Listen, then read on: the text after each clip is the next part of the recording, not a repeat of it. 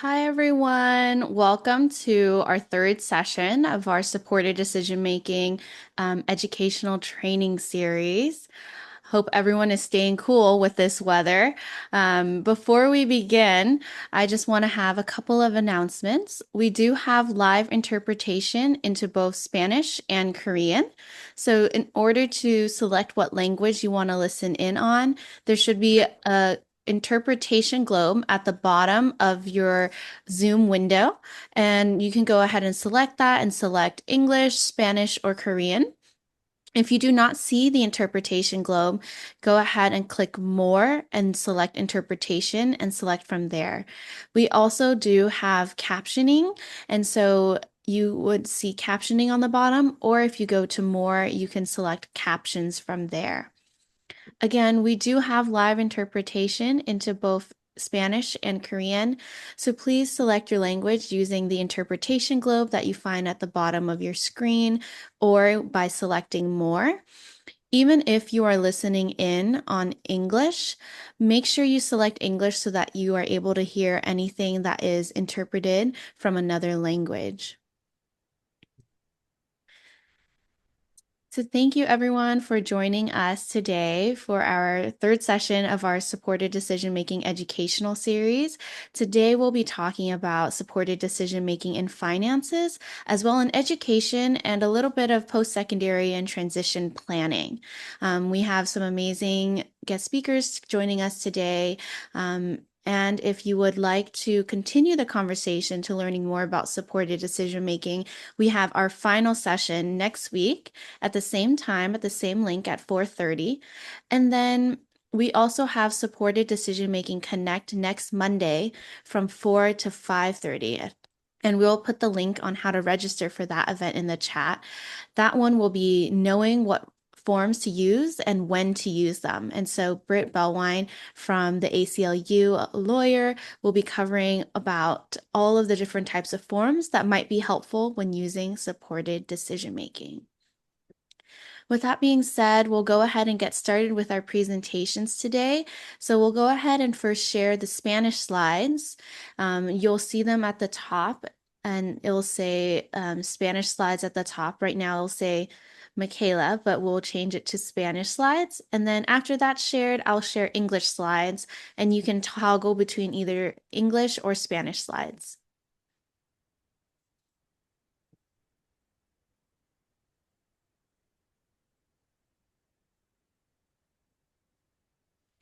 And with that, I'll pass it over to Tina, who is joining us today to introduce herself and get started with talking about supported decision making in finances.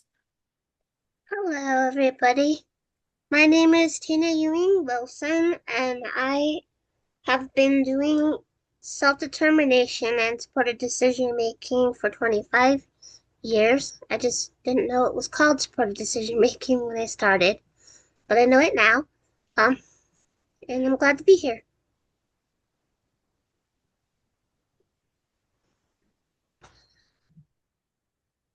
Getting support when you need it. Learning what you are good at and what you are not is a process. Takes a while, but you learn from your mistakes. So making mistakes isn't always a bad thing. It's how we learn. So as long as you learn from them, you're making progress. It's important to choose people you trust as your supporters and to avoid things that cause conflicts of interest. Like, for example, I get help with finances, but I never ask the people that work in my home to help me manage my finances, um, because that causes them temptation. If they have access to my money, they have need, they might borrow and not tell me. And that's stealing. And so it's important you don't give out your PIN number or let people use your card. Um, and that you trust the people that are helping you. Next slide, please. Knowing what my support needs are. Knowing what services are available to me is important because you can't get help if you don't know help exists. So, a lot of times, Regional Center won't tell you everything that's available, but if you're working and you're worried about losing your benefits because you have a job, you can ask for something called benefits counseling. I work at DVU and I rely on benefits counseling to help me stay within the parameters so that I don't lose my benefits. And there's things they can do to help you. So if you have a job and you want to keep your benefits, ask for a benefits counselor and get it in your IPP so that you can get it in your spending plan. A representative payee is a person that helps you with your Social Security money. A lot of people use family members, but you don't have to do that, especially if you don't have family members. You can use a representative payee company, which is what I do. So my money goes to the company and I send them all my bills and they pay my bills and then they give me an allowance and I use the allowance to buy my food and whatever else I want. And so I still have control over some of my funds. Um, they just make sure that bills are paid first so that I don't make the mistake of spending too much all at once. And then they give it to me in the way that I want it. Like they'll either give you some every week or they'll give it to you every 2 weeks, depending on how you want it. And then you can also get help with job coaching. Um, if your job doesn't help you, or if you don't have staff that help you, job coaches can help you. Next page, please. Making informed financial decisions. It's okay to take time and be patient. It takes time to figure stuff out. And if you buy things on impulse, you might regret it later. So take the time and be patient when you're deciding, especially on big things. Get lots of people's input. Ask your supported decision making team because if you don't know all of the consequences that can happen, you might make a decision you regret. So, getting support to understand all parts of the decision is important. You have the right to informed decisions, and that means people have to help you find all the information you need to make an educated choice or an educated guess, which is another word to say it. And so, like, sometimes my supporters help me decide on what to do by telling me, but we start out with, okay, you have this much money. And if you want these three things, then you have to spend a certain amount on each one. And they help me decide on like what's the best quality or what things are available for what I'm looking for so that I don't make a a purchase and then not have enough money for the other things that I want. Sometimes you gotta shop around. And develop a system that works for you. In the beginning, I started off with envelopes. So I knew how much money I had, and we broke it up and we put it in envelopes. So I know I had $50 for groceries and $50 for other things that I needed. And then when we'd go to the stores and with the envelope, and then I would know what I had left because I would check the envelope. But like we don't really use cash anymore. So everything's electronic pretty much now. So we stopped using the envelopes. And also sometimes the money in the envelopes disappears. And you can't remember if you spent it or if somebody borrowed it. So envelopes doesn't always work really good. But there's other ways. I have multiple accounts. So I have two different cards. I have an ATM card that accesses my checking account, but I also have something called a secure credit card. A secure credit card is like a regular credit card, except you put money down. So like you give them, let's say, $200, and they give you a card that works for that $200, and then you pay them back. After if you use the money, you put the money back. So you're really paying yourself back. So you're borrowing from yourself and you're paying yourself back. So a secure credit card is really good if you haven't got any credit and you want to establish credit, or if your credit's not so good and you want to get it better. A secured credit card's really helpful. And so that gives me two different accounts. And I'll go to the grocery store with, and I'll use the credit card. And then if I need to go somewhere else, I won't use the credit card because I just used the credit card and I don't know if it's cleared yet. So I don't know how much money's in there because I don't do math. So I'll use the ATM card. And then I won't use either card until I give time for it to whatever I purchased to go through. So that's the taking time and being patient part. Because if you don't do math, then you don't know how much is left when you use your card. And sometimes the grocery store won't put it through right away. And sometimes it will. Or if you buy something online, maybe they'll wait 2 days before they charge you. So it's a good idea to do it that way if you don't have a better plan. I think that's I think Thank that's you. Yeah. it. Thank you, Tina, for sharing how you use supported decision making practically in your life to help make your financial decisions. And that really brings us over to our next speaker, who will talk more about the financial tools, the different tools that some of which Tina already touched on, to be able to help you with supported decision making and finances. And with that, I'd like to invite Michelle Wolf to join us. Thank you. Thanks for inviting me to join you. We're going to talk a little bit, very briefly, about government benefits, which can also, of course, help with financial uh, revenues. And then we're going to talk about different tools, and then we'll end with special needs trust and Cal Able accounts. Next slide, please. So, yeah, this is what we're going to cover today. I'm going to try to go as quickly as I can, but I don't want to talk too fast because then it's going to be hard to follow. So, you'll be able to get copies of the slides later. And also, we have videos of our full open house presentations available at our YouTube site for jlatrust.org. All right, next slide.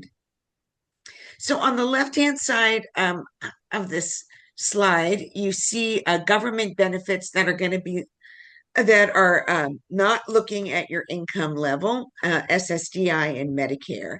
And then on the right-hand side, those that are looking at what your income is, and that's supplemental security income known as SSI, and Medi-Cal, which is California's Medicaid program.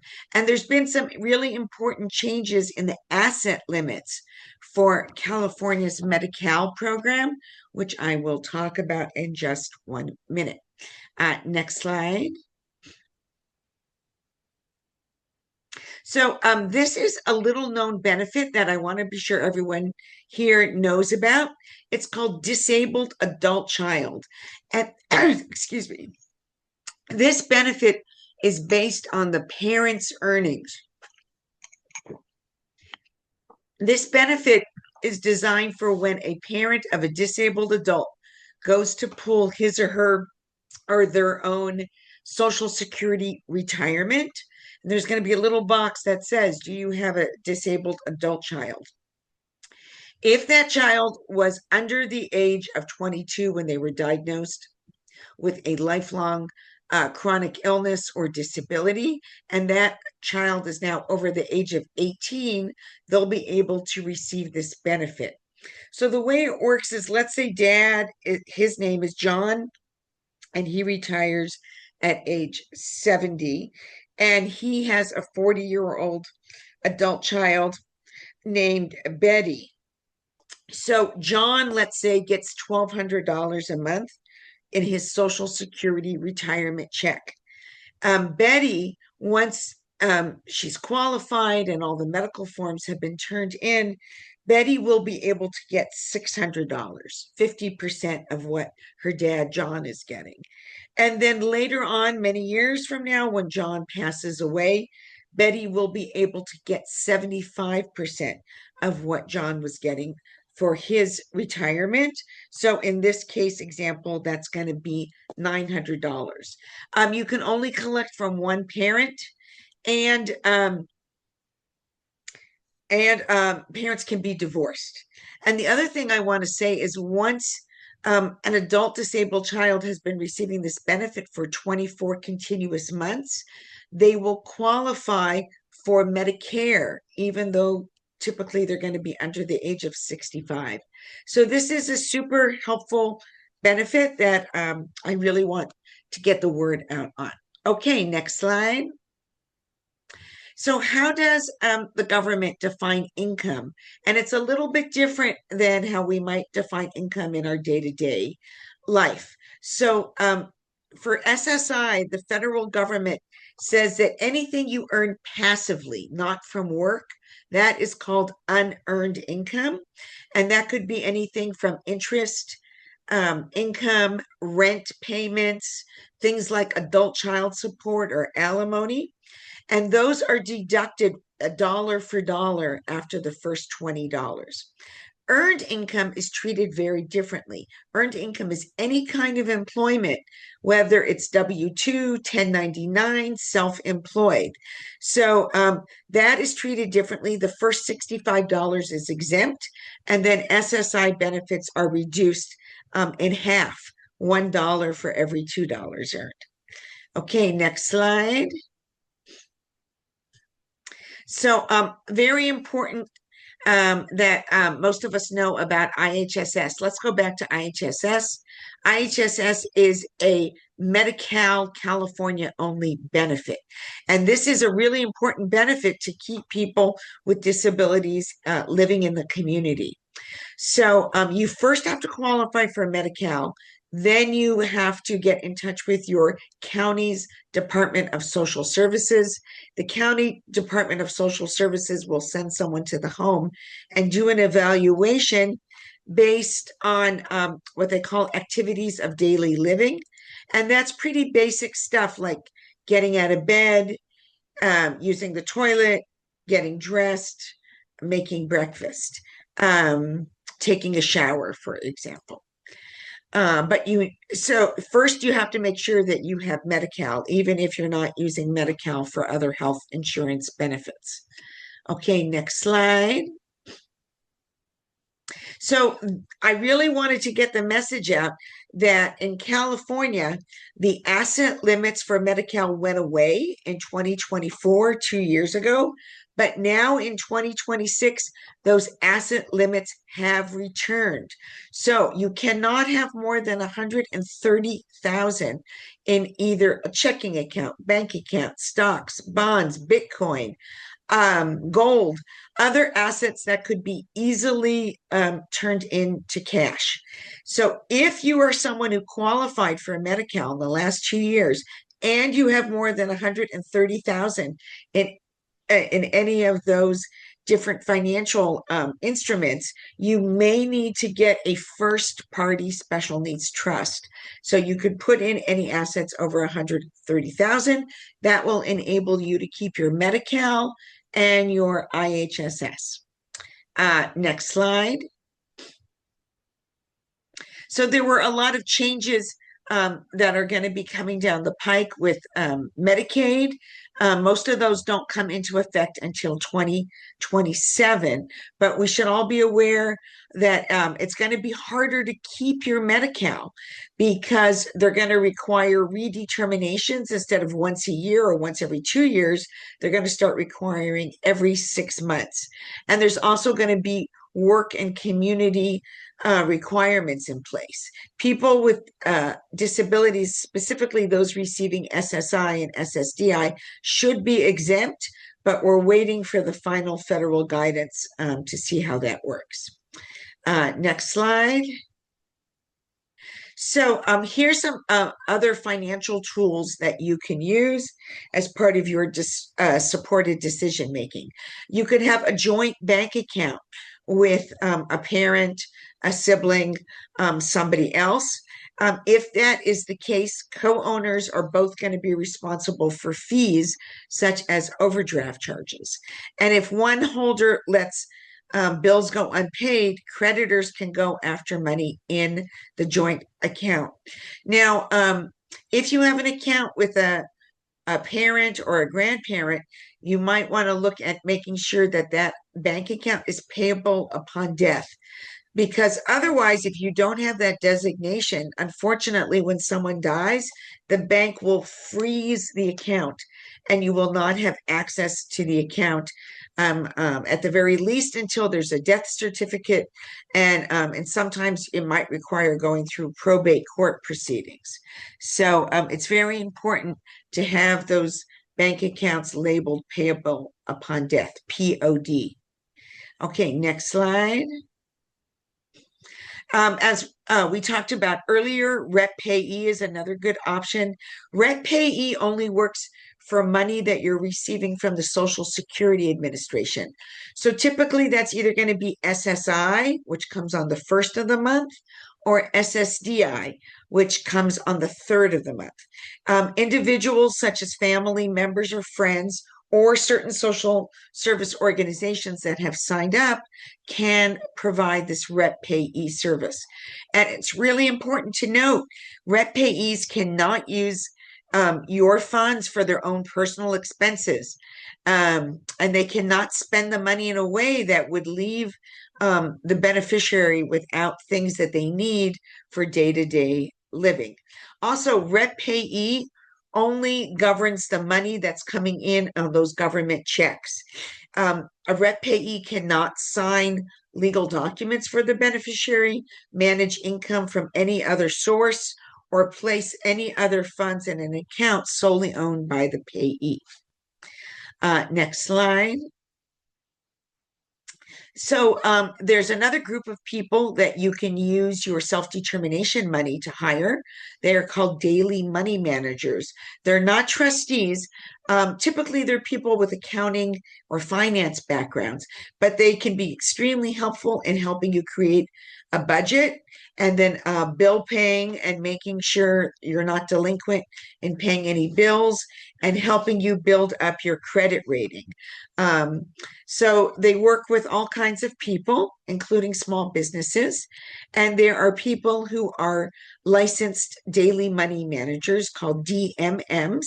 And to find one near you, I've provided the link to the trade association. Next slide. As we go to the next slide, we just got a reminder to slow down just a little bit so that interpretation can follow. Sorry. No worries. Next slide. Okay. So another important legal tool is something called a power of attorney. It's usually referred to as a POA. And a POA is where you are legally saying you want someone else to help make decisions on your behalf, or even just go ahead and make the decisions. So there are certain rules about a power of attorney. So to begin with, the person who is giving that power to someone else, they have to be over the age of 18 and they must be legally competent. So they have to be able to pass a legally competent test if they're from a doctor, for example. And the power of attorney must explicitly state which powers are going to go to the agent and which one are going to stay with the person. And you need to use the official power of attorney form for the state of California. And it's recommended that you might want to seek legal advice to ensure that your document meets all the legal requirements for the state that you are living in. Next slide. So the principal, that's the person who is granting the power to an agent, has to sign the document. And you can either do that in the presence of two witnesses, over the age of 18 who are not blood relatives, or you can also have your signature notarized by a notary public. So those are two options. Next slide, please. So now we're going to move into the area I know the most about, which is special needs trust, because that's what our nonprofit provides. We provide affordable pooled special needs trust where we act as the trustee for people who have a wide range of disabilities and they're trying to keep their government benefits, such as SSI, Medi-Cal, Section 8, and food stamps. So a special needs trust is a legal instrument that it's a legal way for you to keep all your government benefits and at the same time have access to funds that have been placed into a special needs trust. Typically, the money for the special needs trust is going to come either from a legal settlement or an inheritance. Now, the thing about a special needs trust, there's pretty strict rules about how they are administered. So money in the trust has to be, it's called for the sole benefit of the beneficiary. So once money is in a special needs trust, you cannot use it for grandma's cancer treatment. You cannot use it for your spouse's business. It can only be used for the named beneficiary. So that's really important to know that.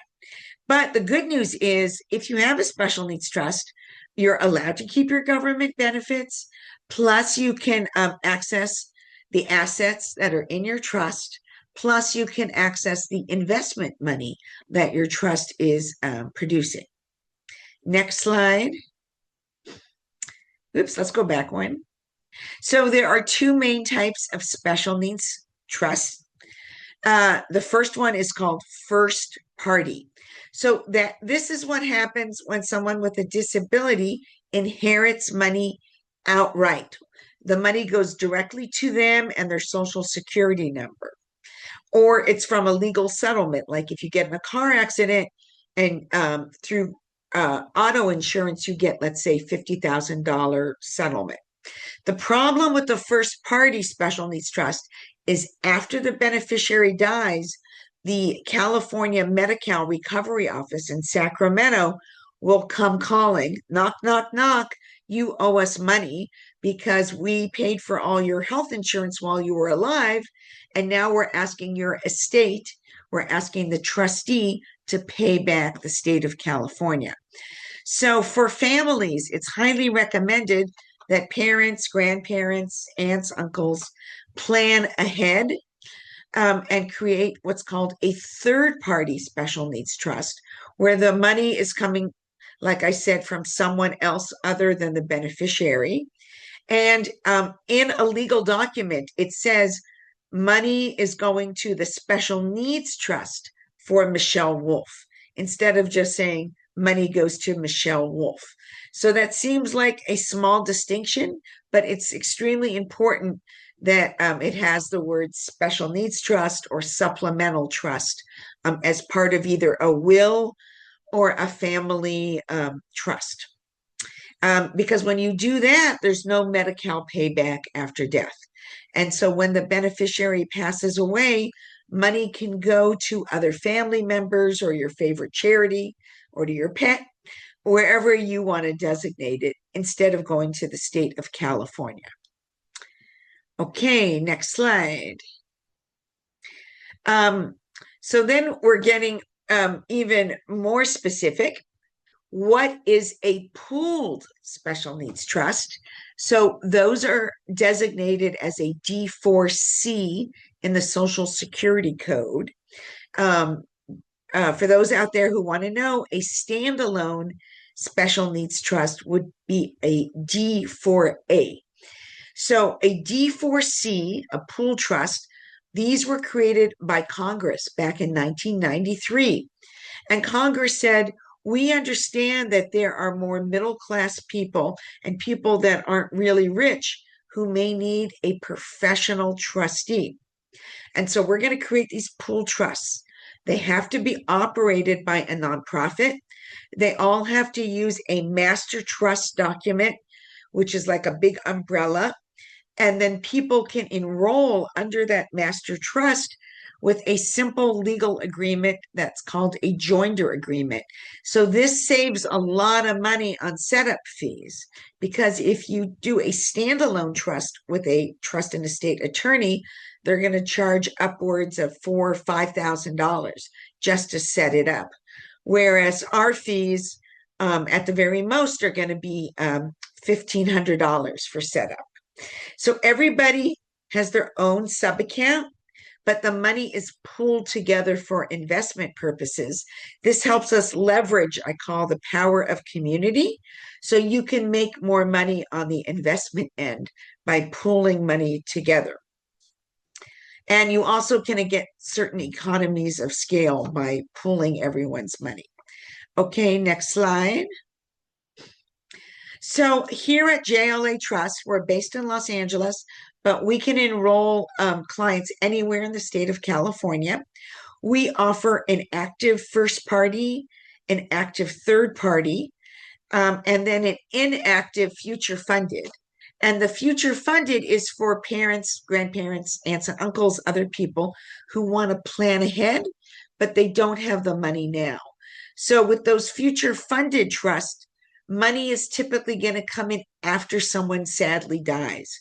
So money is going to come in like from a life insurance policy or an inherited IRA or the sale of a family home. Those are typically the ways money is going to come in to that special needs trust.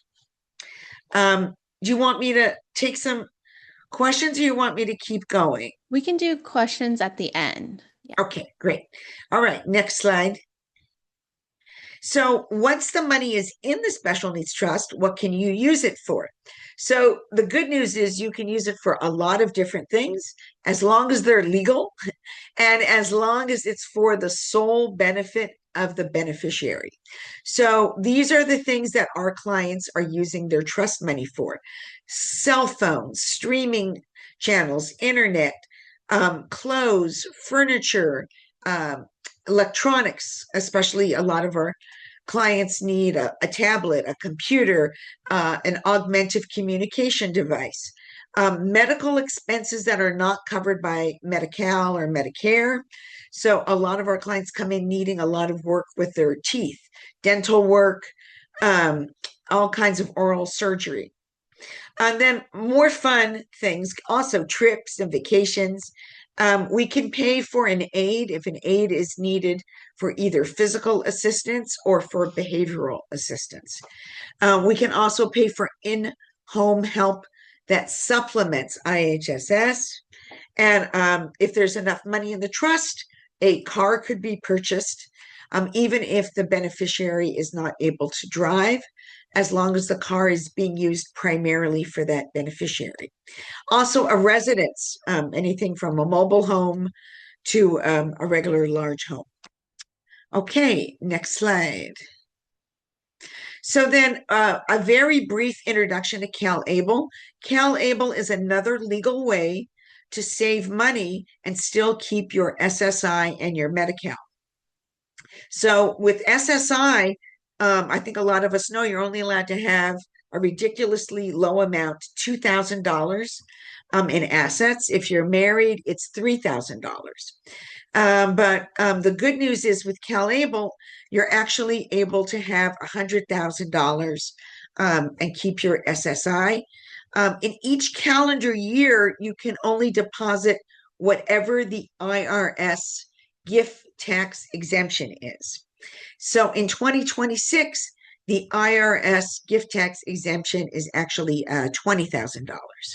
So that means it'll take you, 4 or 5 years to get up to that $100,000. And then you can go all the way to $529,000 and keep your Medi-Cal. If you're working, you can put in another $15,000 on top of that $20,000 into the CalAble account. Next slide. So some of the CalAble basics. CalAble is modeled on the 529 college savings accounts, but there are some differences. So one of the differences, you can only have one ABLE account per social security number. With the 529 college savings accounts, you could have numerous accounts per social security number. The beneficiary is always the account owner. The account can be opened by a parent if the child is a minor, or any of these legal designations, including guardian, conservator, power of attorney, or rep payee. Yeah, the age was raised to 46, not 47. And these accounts are tax advantaged savings accounts specifically designed for people with disabilities. Okay, next slide. So, what can you use the money in an ABLE account for? So, it's very similar to the special needs trust. It's a pretty wide variety of categories. So, you could certainly use the money for post high school, college, or vocational training of any type, but you can also use it for food, housing, transportation, healthcare expenses. All right, next slide. Now, to sign up for CalAble, you can only do it online. You cannot walk into any bank or financial institution, and you must be able to link it to a bank account because that's how the money's going to come in and out. And I've provided the link on how to do that. Next slide. So, ABLE accounts and special needs trust can work together quite nicely. ABLE accounts can become more like a checking account. Money's coming in, especially if you're making a fair amount of money. You can put your employment wages into CalAble.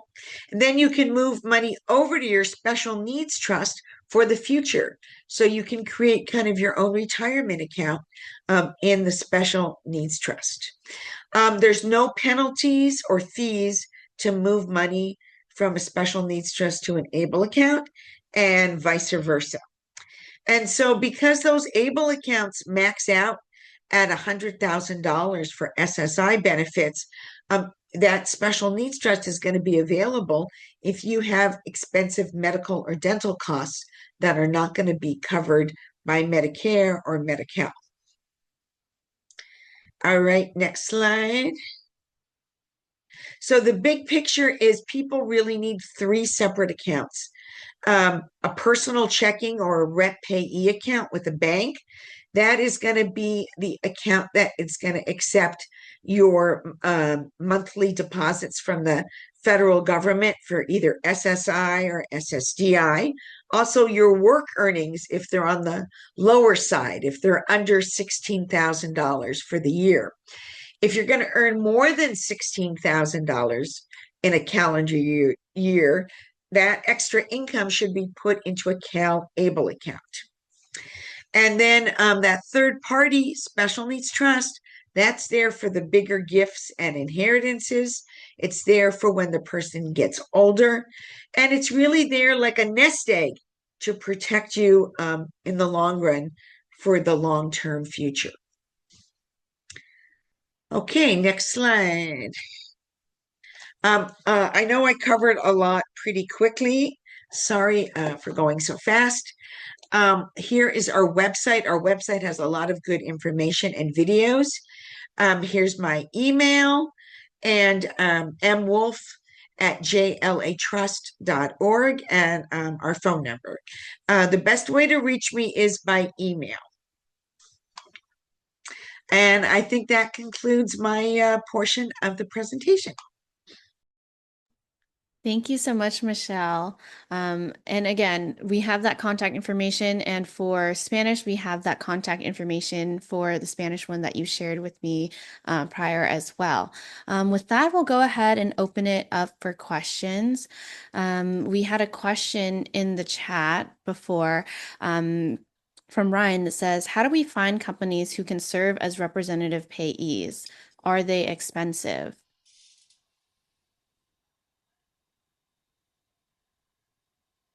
Either Tina or Michelle can share some insight there. I use community uh, interface services um, uh, in San Diego. They're based in San Diego. It's not horribly expensive, and my regional center added to my initial budget the cost of it because it's in my IPP that I need that kind of assistance. So it's not really cost me anything. As the regional center pays for it. As far as finding one, we had a really hard time actually finding one. We had to look around for a while before we found one because the local ones required the regional center to pay them directly, and I'm in self determination, so I use an FMS and they wouldn't take that, so I had to shop around. But Community Interface Services in San Diego does uh, take FMS payments. And in addition, your regional center or your local Social Security field office should have a list of organizations that can serve as rep payee. They're supposed to. They should, but they I didn't, so we had to okay, shop around. fair enough. We Fair were enough. like, we don't know, so yeah, we had to shop around. We can go ahead and have Jenny unmute to ask the question.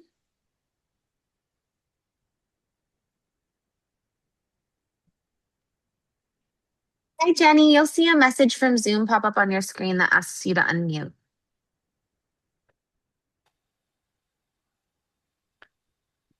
As we wait for that, we have another question from the chat that says, can't students with SSI earn more income without it getting reduced? This is referring to full-time students and then including retirement accounts. I'm not sure what where the reduction is coming in.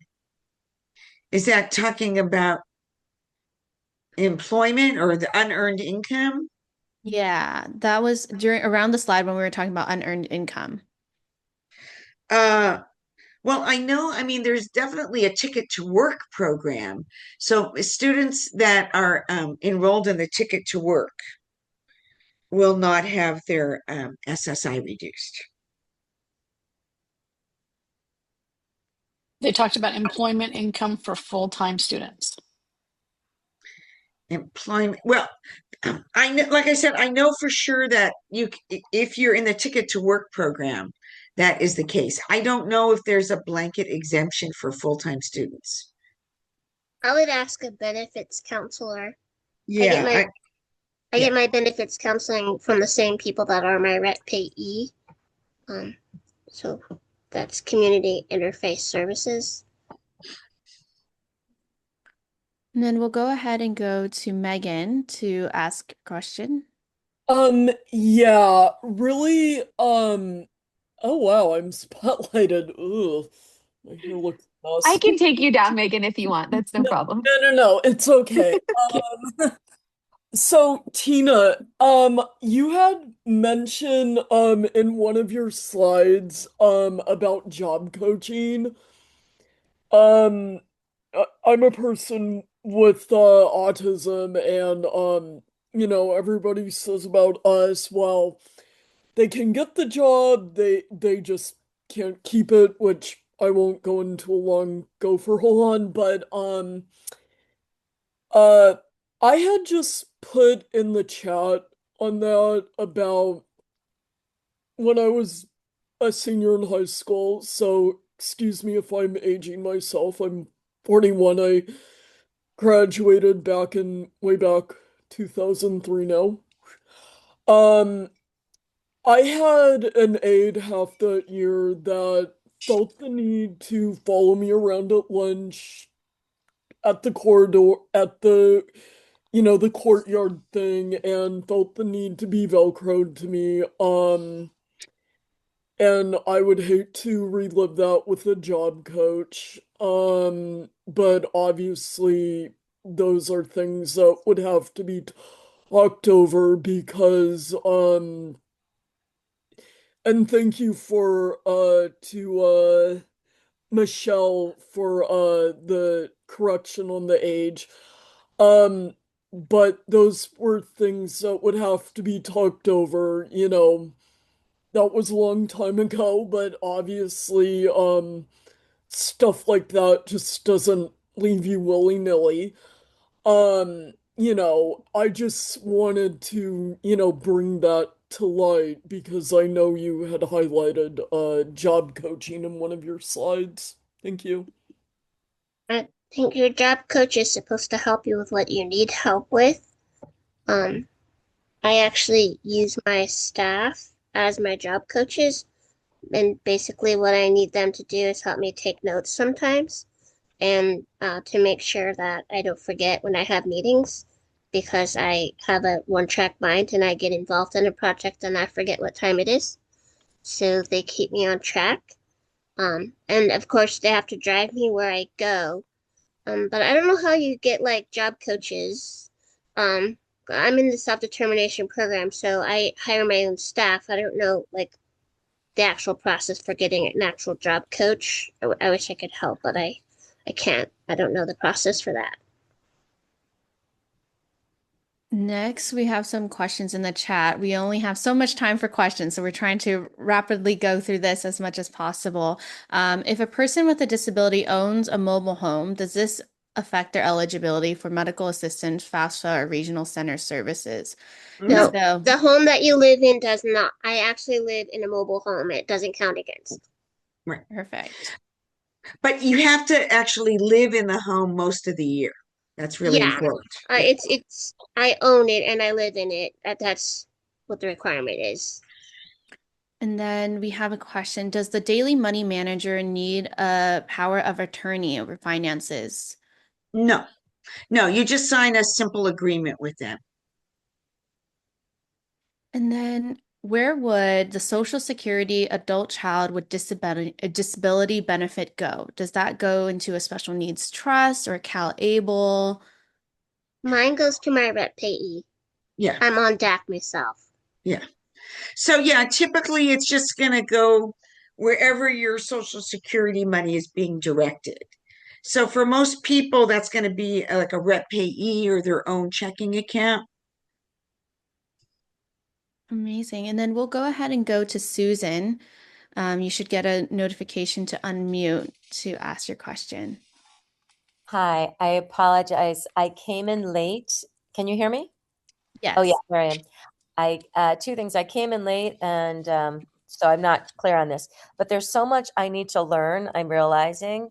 And I wanted to ask you, um, so I always heard that my child with a disability can only have up to $2,000, Right. but you're saying he can have also 100,000 in Cal Able, and when it can come in and come out as needed. Uh, Correct.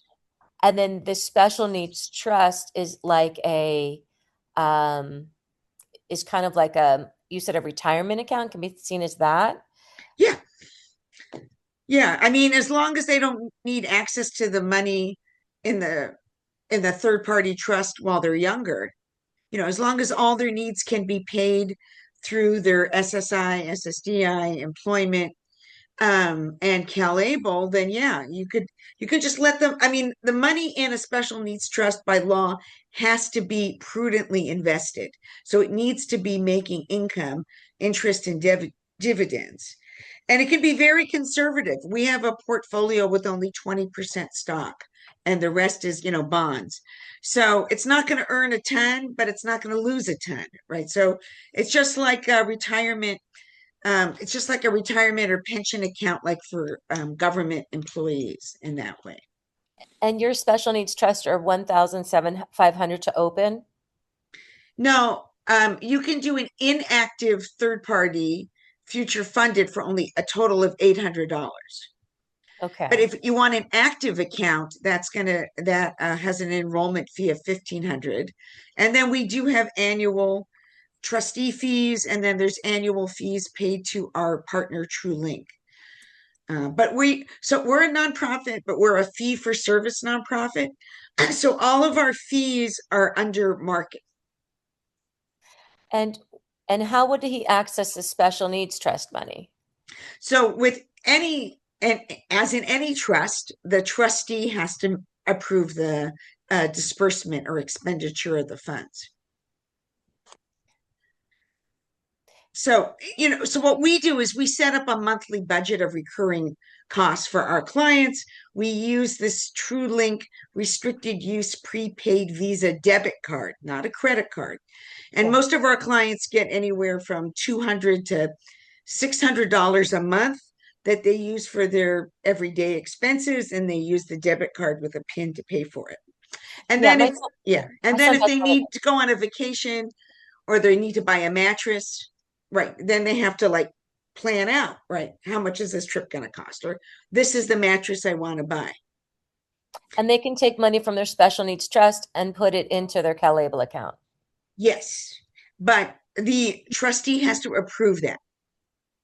So the difference, CalAble does not have a trustee in charge, right? The money is in there, and if the person is not conserved, the person who is the account owner is going to be able to put money in and take money out.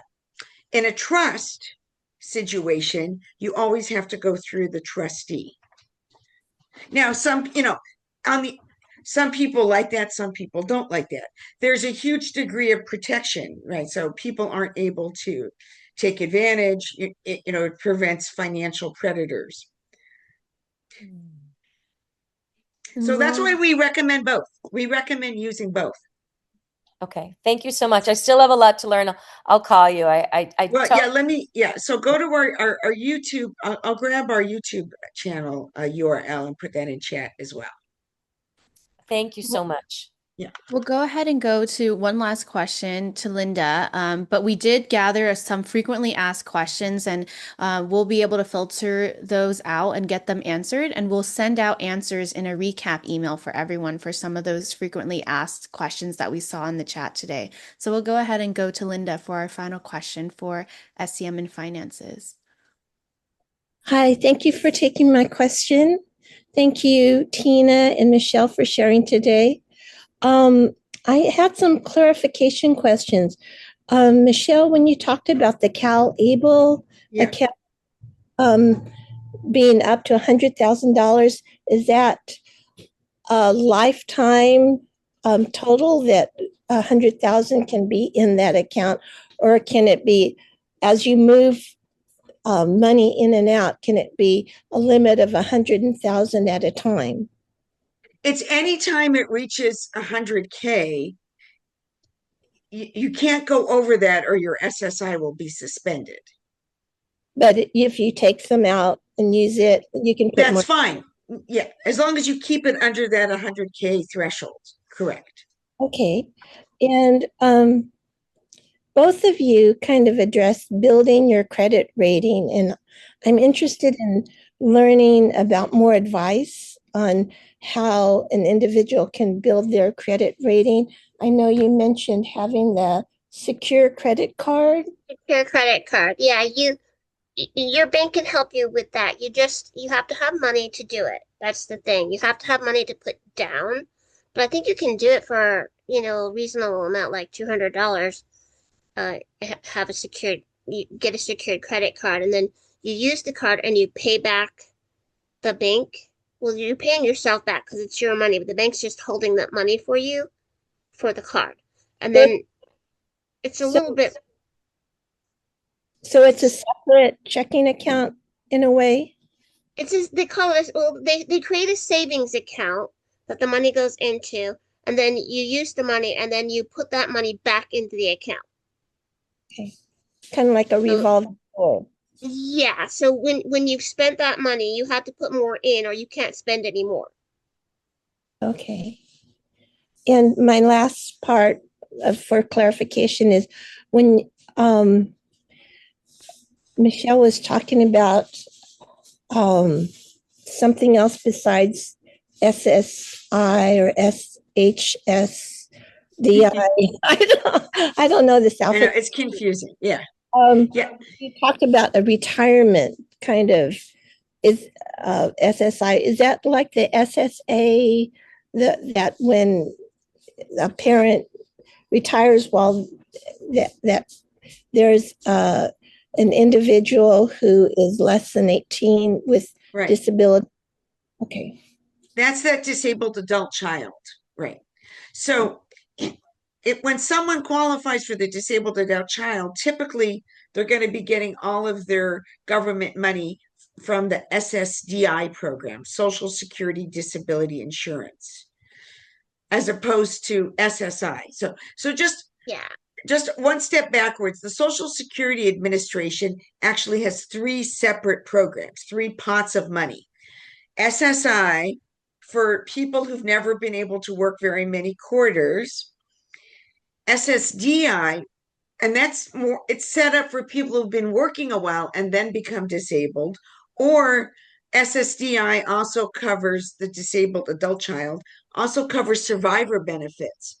So sadly, I have a 31-year-old son who's a Lanterman Regional Center client. When my husband passed away 4 years ago, my son is able to get SSDI survivor benefits from his dad's, earnings into Social Security. So, and then there's Social Security retirement. So there's three different buckets. Some people end up, it's crazy, with a little bit of each bucket. Um, but most people, when they're younger, they're going to have SSI. And then as their parents retire and start pulling Social Security retirement, then they're going to qualify for SSDI. Yeah, I was on SSI until my father retired, and then I got a portion of what he was getting, and then that worked fine. It didn't it lowered my SSI, but it didn't go away. But then when my father passed away, I lost my SSI because I was getting enough money on the SSDI that I wasn't eligible anymore, and I got Medicare. So I now have both Medi-Cal and Medicare. And Thank there's you. there's this obscure little piece of legislation called the Pickle Amendment, which lets people who, if you were getting SSI and you were getting that best kind of Medicaid, Medi-Cal without any copays or fees, it lets you keep that really no fee Medi-Cal, even though you are no longer getting SSI. Thank you. Thank you so much, guys, for all of the questions and for Thank all you. of the answers. I know we had a short amount of time, but this just shows to us that we need to have a whole session on SDM and finances. And so we'd love to invite Michelle back some other time to our SDM Connects to be able to answer more questions for everyone. With that, we're going to go ahead and hop into our next presentation on supported decision making in education. So we'll go ahead and share the slides again in Spanish, and then we'll share it in English.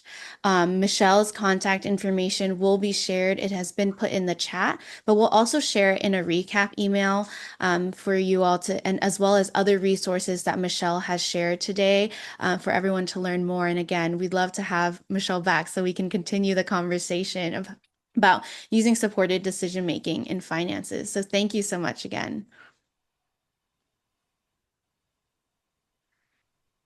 With that, we'll go ahead and get started with supported decision making in education. And we'll go ahead and bring Darlene, Nadia, and Gisela and myself to talk about this topic. And I'll pass it off to Darlene to get us started.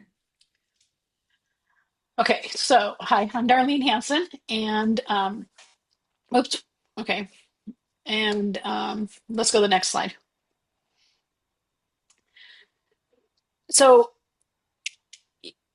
we have special education, and we know that the reality is that when many people are sitting at that table and you're 16 years old, the school systems start promoting and sometimes telling you that you need to get this to happen, conservatorship.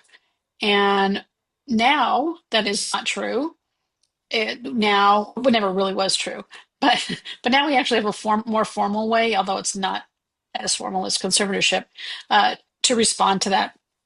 And so today, what we want to talk about are some of the ways that you can prepare yourself to be in that conversation with your school system and with your regional center that you are choosing supported decision making if that's your decision. But I also want to let you know that you very likely will be sharing new information to whoever you're talking to. So just know that you're the informed person. Let's go to the next slide. We're going to talk about preparing for SDM, students, your involvement in the IEPs, and then SDM and the transition planning. So transition planning to regional center, IPP life. Next slide. So here's, okay. So the pipeline goes, you've got conservatorship and they push it as a default in many situations. We're trying to make that less. So you're going to be able to respond with, no, we're not choosing conservatorship, we're choosing SDM. Students get to receive public school services if you haven't received a diploma yet until you're 21. However, 18 is where you become legally an adult. Okay, so that's where you want to be prepared to respond to that question. And as a person who's practicing supported decision making, you can sign your IEP, and you can also say, I choose to have my parent or my whoever your person is you have chosen um, to co-sign with me or to help me discuss these things. Okay, so that's how we're going to help you understand how to advocate for yourself. Next slide. Or is this something, hang on, I don't know. I got to follow along on a different level And here. this One second. is an example of an educational disclosure form. With the new law, AB 1663, you're still allowed to be in there if your child wants you to be in the IEP meetings. Sometimes you might have to fill out an educational disclosure form. Some schools might have their own type of forms, but we have one linked in our handbook, which we will share in the chat about sharing school information. And this is for adults older than 18 there. And we'll go ahead and go to the next slide. So I think it's very important to think about and know that supported decision making happens, well, preparing yourself rather to be a part of a supported decision making life and have a team of people around you starts at a very early age. Okay, as a parent, you may be skeptical of, oh, I don't know if my person has the decision making skills and the critical thinking skills to participate in the conversations that come our way or to advocate themselves in medical situations or in financial situations. And and I think that a lot of that comes from the fact that we don't teach often individuals those important decision making skills, those critical thinking skills. So we don't presume competence of the person, the students in school sometimes. And so we want to start changing that story. We want to presume competence. We want to give you opportunities to work and develop critical thinking skills just like everybody else does. And also, we want to develop and acknowledge and just kind of recognize, hold it in your head. Who are the people in my circle of life? Who are around me that get me and who can be there to support me? Those are the people you're going to invite into your supported decision making team. Okay, they're going to be people that respect your choices and help you learn the information you need to learn or problem solve through the information that you're being presented with. Nadia, do you have any information that or stories that you want to share about being that person, that student?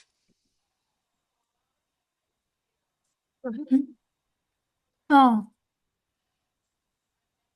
stories, like the stories. So I personally think that supportive decision making helped me when I was in high school and in school with math and history. And with math, they had discovered that I had trouble focusing when I was in the back of the room, and that I needed to have a clear view of the board, so they would put me in the front. And I always had trouble writing, and my history teacher decided that it would be better, along with my family, that it would be better if I used a computer, and it made my life a lot more easier. I could turn in my assignments a lot more and it was a life changer, no? Yeah. Changing. And that was something you advocated for, huh? Yes, That's awesome. we were able to voice our concerns and not accept the grades that she was receiving. We wanted to know what else we could do for her. Mhm. And I think that made the whole difference, that we found a solution, or at least that we wanted to tell them that there had to be a solution to her grades, because, in school, they are pretty much on their own. So Mhm. it's very hard to advocate for them 24/7 when they're apart from us as parents. So I think Nadia did really well in speaking, but then reaching out to us and telling about her concerns and us acting on it. Yeah. That's awesome. You're a good advocate for yourself. I love that. Thank Okay, you. let's go on to the next slide. So making a decision is really about making a choice, right? You're deciding between two or three things, and you're saying, okay, here's my decision. And as the educational persons or the family people, especially the people who are really instrumental in suggesting goals and even approving goals, you want to remember to think about what kind of choices and opportunities to make choices you're presenting with to the student. So a lot of times, especially for individuals who maybe have compromised or a simple means of communication, um, simplified means of communication, people think that, oh, he can only make choices about what he wants for lunch or where he wants to go after school, or, basic kind of lifestyle choices. And but that might be because that's all we provide. So, because we think the persons aren't able to participate and benefit, and it gets kind of scary, and what if they make a wrong decision? Okay, so we want to kind of get a little more courage for ourselves and seek out opportunities to promote other kinds of choices, right? Choices where maybe the person might make a mistake, and not don't go in and save them and say, okay, that's going to be a bad idea, so let's just not even give you that option. But as long as it's not a dangerous where death will happen kind of mistake, let these mistakes happen. That's the dignity of risk. That's how we all learn to evaluate whether or not what we're thinking is a good idea. When it did happen, did it work out well for you? Do you need to revise that? All of those moments are how people learn to make good decisions. You don't learn to make good decisions because you turned 18. You learn to make good decisions and good choices because you got to practice, and sometimes it didn't work out so well. And then you got to regroup, maybe get some feedback from those who are helping you, your support team, and then try again. And then experience that, oh, okay, I needed to do it this way, or I should really ask this person more about my medical needs because they're in the medical profession. They're a good go-to. You learn all kinds of things when we have that opportunity to make a safe mistake, right? One that's not too dangerous. So I encourage you to really think about the choices and the opportunities. And of course, you should make a choice about what you want to eat and where you want to go. But that's not everything. Okay. So give people opportunities to sort through, evaluate. Here's the information on A, here's the information on B. I think I want to do this. Okay, go for it. Did it work out? Great. Did it not work out? Let's talk about why. Have those experiences. Okay, next slide. And then we'll go on to student involvement in the IEP, and we'll go to the next slide to talking about the benefits of it. I know Nadia shared her story about being able to, be able to improve her things in math and in history. Nadia, do you have anything to add to talk about more about the benefits of being involved in your IEPs? So, I wasn't involved in my IEP until high school, but my parents did tell me the things that were going to be happening so that it would be easier for me in the classes that I needed help with. And when I did join, they sat me down, they explained what they were going to do, the solutions that they were going to come up with so that I could find a better way to graduate and that I could be able to understand. And if I needed more time, they would separate us, like a couple of students, so that I would be able to focus more on what I was doing so that I would get it done the right way. Yeah, and we felt it was very important to have Nadia there because she only knows what she goes through in class. I'm not there. So I think that that was important. I insisted on it. It wasn't a requirement to have her there. But I feel that the student or the individual should know, right? What is available for there. So I think that that really changed everything for her to have her there and listen to an IEP herself, since before it wasn't really asked of us. I mean, we really weren't taught as parents how to even understand an IEP. We are grateful for it. We know that it was valuable for her, but we kind of had to go and learn it ourselves little by little through experience. But we were very well connected with the school and we asked a lot of questions, right, Yeah. Nadia? And so I always actually went home and would read it for her. Like I would read the IEP so that she would understand what was happening and explain it. With little did I understand, but I asked a lot of questions, so I had a lot of notes. And that was really what helped her go through the years with her disability, learning disability motor skills and visual and all that kind of stuff. And I think that made a huge difference. So really, it was a teamwork Yeah. that helped a lot. Thank you for sharing. And we'll go ahead and go to this next slide. And I know you kind of already touched on it, talking about student attendance at the IEPs, increasing involvement, right? Nadia wasn't there always. Starting in middle school, she wasn't there yet, but increasing the involvement, but always letting your student know that there is an IEP happening and this is what it's about. And we're here to talk about goals and to help you improve in school. And then we'll go ahead and go to our next slide and talking about preparing for the IEP. We'll go ahead and go to Nadia to share more, maybe sharing about how you prepare for the IEP. So my parents usually like broke down like what was gonna be happening, what they were gonna be saying. Sometimes my teachers would sometimes notify me as well, like, oh, like by the way, we're meeting like your parents in a few weeks so that like, like it would be a little bit more easier. So I would get like a little heads up. And they would let me know, like, okay, like this is what's gonna be happening. We notice that you're doing better at this. We see that you're having a little trouble doing this. So let's like find out a solution so that we can help you to be able to understand what you're learning in your classes.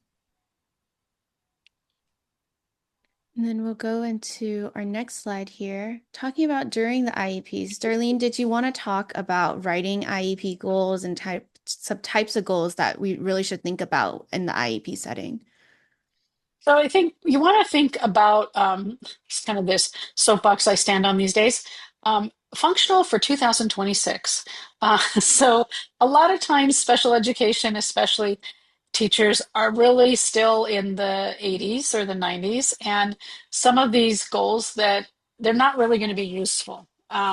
So because we don't live that way anymore. For example, money. Yes, we all need to know what money is. We need to know what more and less money is, and we need to know that there's different ways that you can look and experience money. But the reality is, we're probably not going to actually use money. We're going to use a card. So, do you know how to do a PIN number? Do you know how to look at your balance and go, okay, that's bigger than it needs. I need, so I can buy this. Just making those kind of simple judgments. You can sort it all out with your support team later. But looking at what kind of goals are we writing that are really functional for 2026. Okay, so you want the I, and even using the I statement is really important. And then thinking about decision making, critical thinking, self advocacy, problem solving, self care. These are all really important goals to develop a person who, like Nadia, is very assured of who she is, right? If she had led a life of sheltered life, then she wouldn't have the same strength that you're seeing right here today. So think about those kind of goals. Next slide.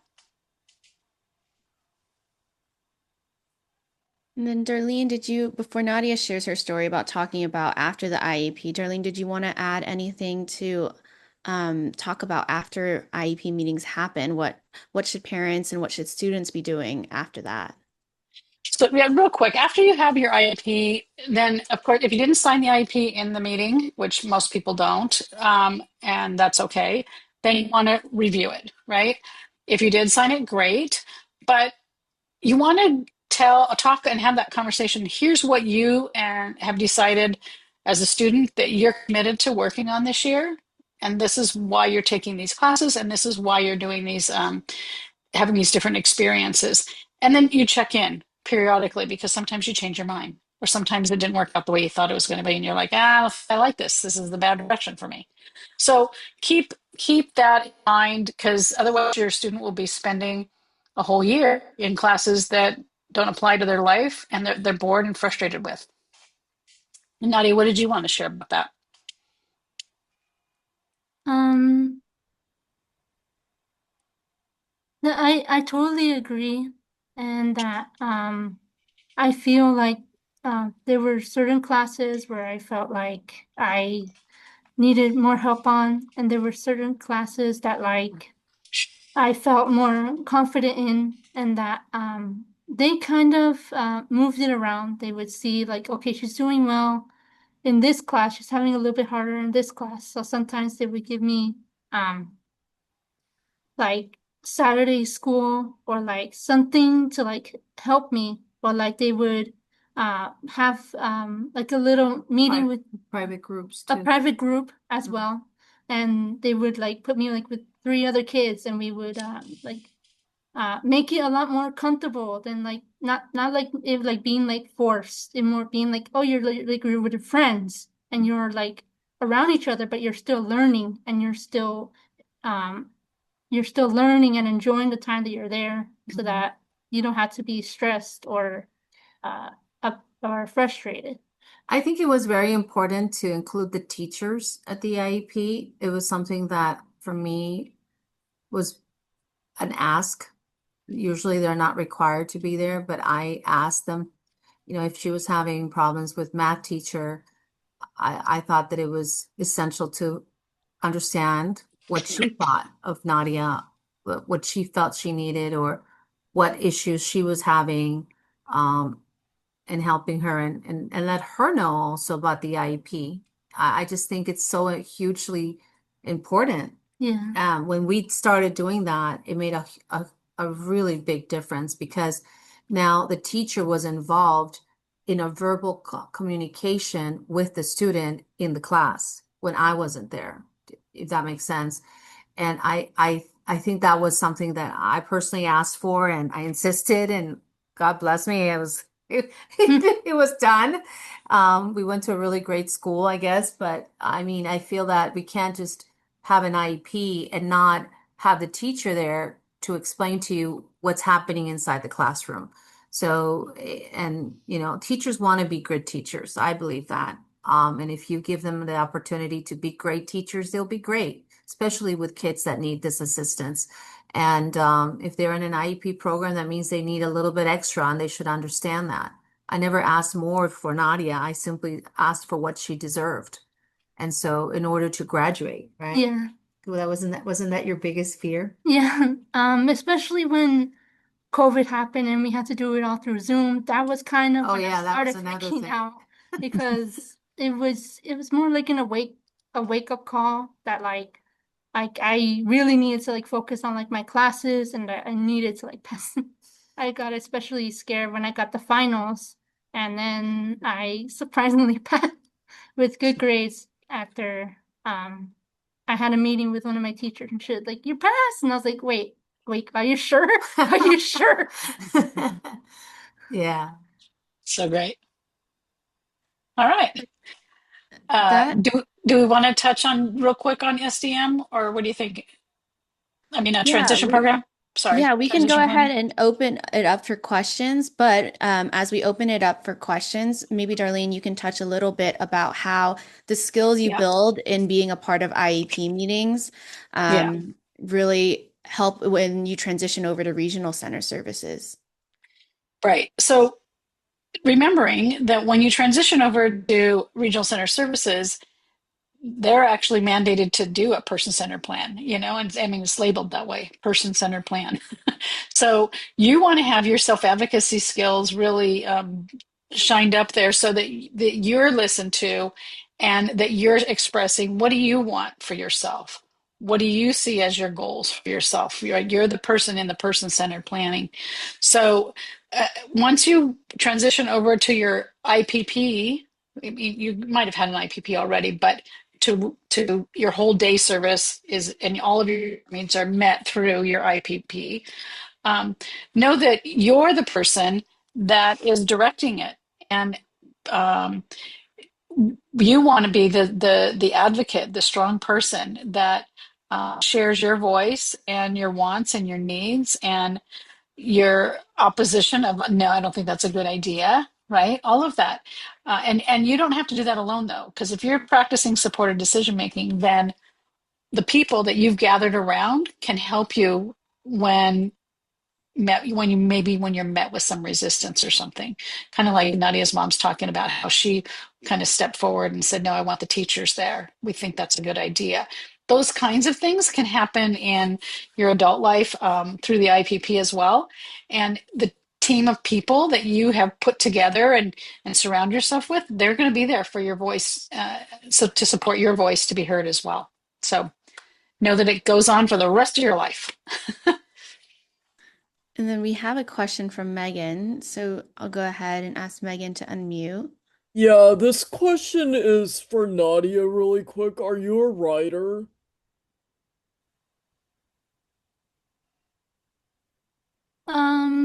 No, I'm not a writer. Oh, What okay. do you like? What do you tell what you like? But I love to sing and dance. I love acting. Oh, Oh, nice. And I was just asking because I'm starting little writing side projects, but that's okay. Thanks for wonderful. That's wonderful. Thank you. thanks, Megan. Did we have any other questions, Vivian? We don't have any in the chat right now, but please feel free to raise your hand if you do have any questions. I know there are some comments in the chat just kudosing Gisela Nadia's mom for your effective advocacy and efforts to explain the IEPs, as well as Megan sharing, everyone does things at their own pace and that we keep learning and we keep growing. And I think that's so important. And I don't know if Nadia and Gisela, you want to share more about having to advocate a lot, right? You talked a lot about insisting that Nadia is at these meetings, insisting that these teachers come to this meeting. Not sure if you want to share a little bit more about what your thought process was through that and why that was so important and crucial for Nadia's success. Well, IEPs start when they're very young. For me, it started as soon as Nadia was, in school, when she started preschool. I mean, all throughout her entire life. But no one tells us, doesn't give us like a crash course on what's expected, like what is an IEP. And I can only imagine because it happened to me, the fear, that your child has a disability, a learning disability, and all these other things, health and all that. And you just don't know exactly what to do. For me, there was no support there. I didn't get it from the healthcare. I knew they only took care of the health side. I didn't have any kind of counseling or anything. And if there was, I didn't know where to get it. So no one notified me. And so my daughter's 24 now. So we're talking years ago. And the school, they said that they were going to provide, help, but it was pretty much someone else taking control of it. And I just felt very lost. And like I didn't think that was going to do right for my daughter. So that's why I decided, you know what, I think I need to be more involved and just learn as I go, but become an advocate for her because I wanted the best for her as much as I knew. And so I think that a lot of parents out there go through this thing. They don't trust the system, or if they do, they're in people's hands for their decision and what they decide for your child. I felt that there were sometimes attitudes of, this is what we're going to do for her. And I was like, wait, stop. I think that I feel this way as well. Does that count for something, right? And this is what my child is coming home to tell me about certain things. Can we ask her? I was just very adamant about wanting my daughter's point of view put into perspective on the decisions on the IEP, if that makes sense. Just because they knew, well, whatever they thought that her learning disabilities based on the analysis and all the stuff that they knew, they didn't know the emotional side of my child.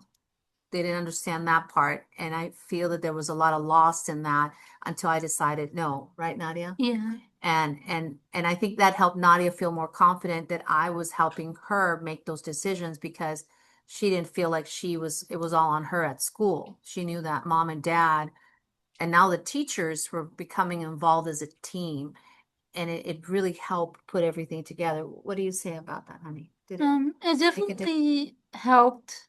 It was a little, it took some getting used to when I went to the few of the meetings, but as I got into high school, I got used to like getting like the updates and like getting like the little tips from my teachers that they would help me, that said like, okay, we think that you should do this, and we think that if we that you it would be easier if you did this, and it did help. And it even if like some of the other students did it a certain way, they were like, okay, let's try to find a way to do it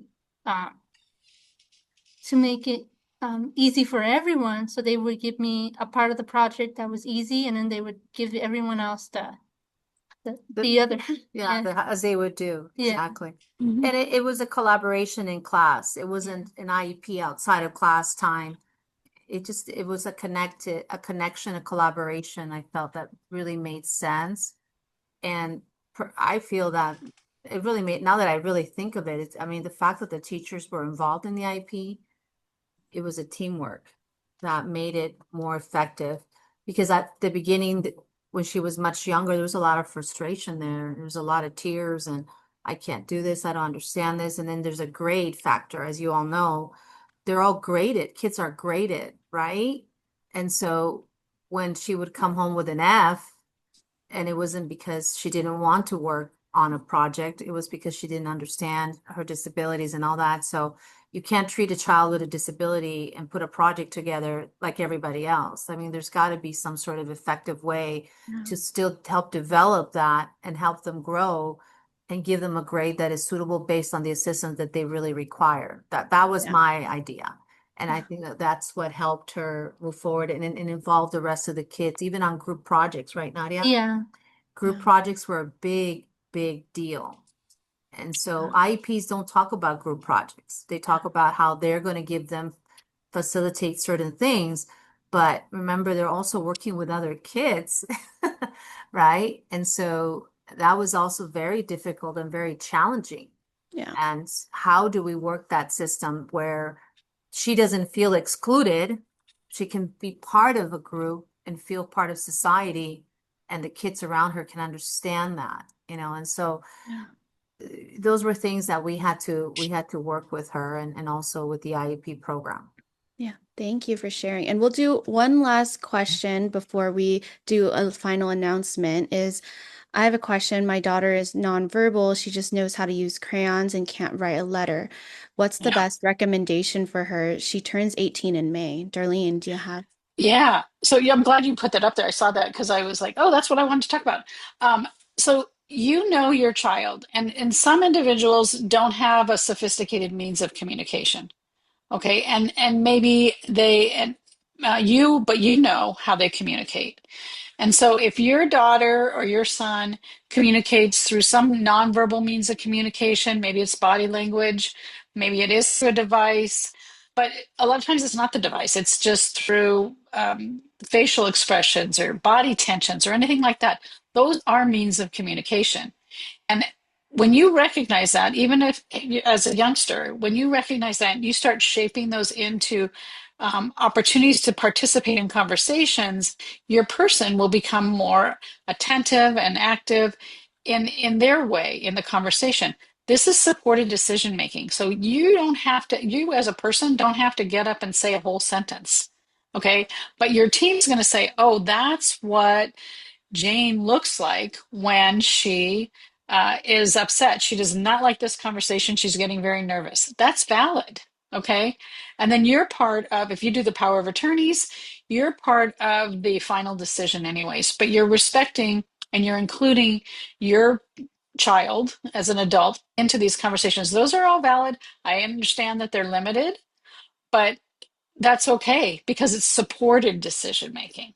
Okay. It's not, I'm going to talk for you, it's supported decision making. So that's how I would answer that question. I do want to share that at DVU in the summertime here, we're going to have the self-advocate speakers training again. And so watch that information to come through on your newsletter. And when we open that up, get involved, get signed up. And in that small series, it's 4 weeks total. We will work with you on just developing we do it through developing your pitch, but it's really about learning to tell your story and share your wants and needs. And it's just a small snippet of an opportunity, but you get to do it in a group and you get to do some guidance. And it's been really fun. And a lot of self-advocates have come out of it. And then we do have a self-advocate speakers bureau where if you choose to say, no, I want to be a self-advocate for all kinds of conversations, you can sign up and be in that kind of a role as well for yourself. So watch your DVU newsletters for when we open up that application process for the next one that's coming up this summer. Well, thank you, Darlene, for this. And thank you, Nadia and Gisela, for joining us. And thank you, everyone, for being here today. And we will see everyone next week at our concluding panel for our supported decision-making educational series. Thank you, everyone.